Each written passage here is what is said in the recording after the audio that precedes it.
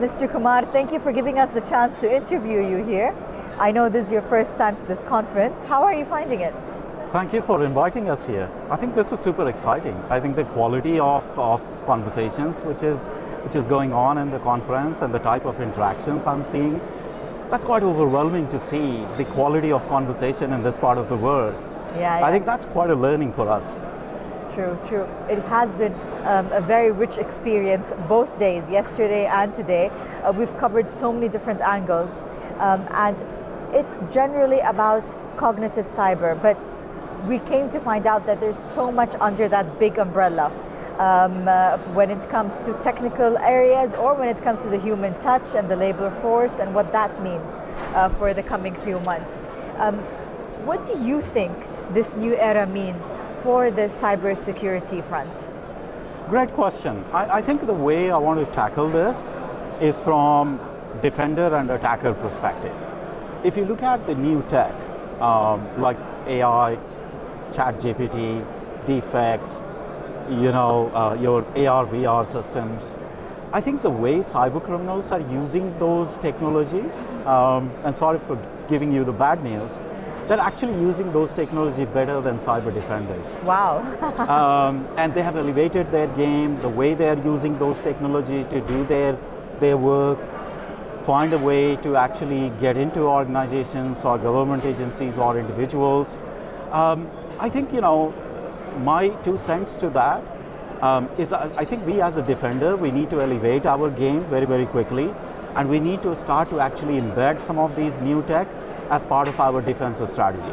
Now that doesn't mean we go blindfolded into the new tech, but I think essentially there has to be a calculative step which we need to start to take now to embed some of these new tech as part of our cyber posture management, so that we are at least able to sort of defend ourselves properly in front of very advanced adversaries out there.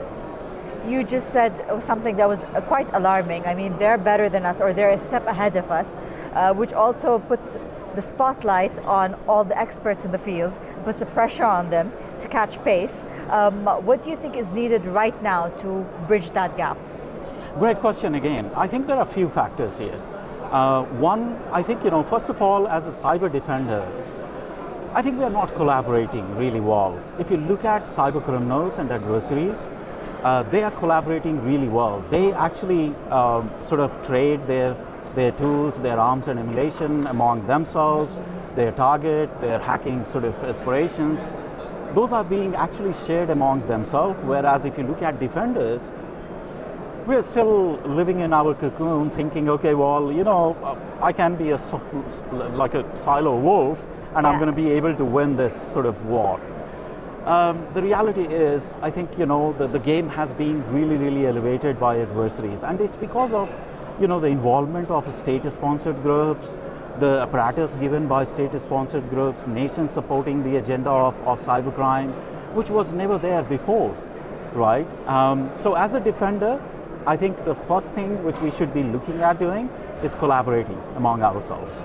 Number 2, how do we actually start to automate our operations? How do we start to actually identify threats right at the source and then start to take countermeasures at the source? Because today the reality is we are letting threats come to our door and then we are defending it. Yeah. You know for a fact, like if something is coming up to your door, it's only the time. They will be able to find a way. You have to go a step ahead into the future. Absolutely. You need to go into their home, into their sort of, environment and figure out what are they working on. How are they evolving themselves? How are they pivoting themselves? And take that and add that as part of our cyber posture management to better ourselves. And the third piece, I would say, again, it is a collaboration between private agencies as well as government agencies, which are super important again. How do we elevate that again at a national level? Yeah, I mean, that's so well summarized. You got all the points together. And yes, there are topics that we spoke about on the importance of being united and creating that community and creating that source of correct and accurate information where credible sources are available for everybody who needs them in time, and that exchange of information, exchange of knowledge. Thank you for everything. Thank you for your time on stage, and thank you for your interview here. Thank you so much for inviting us here. Thank you. Thank you Pleasure. again.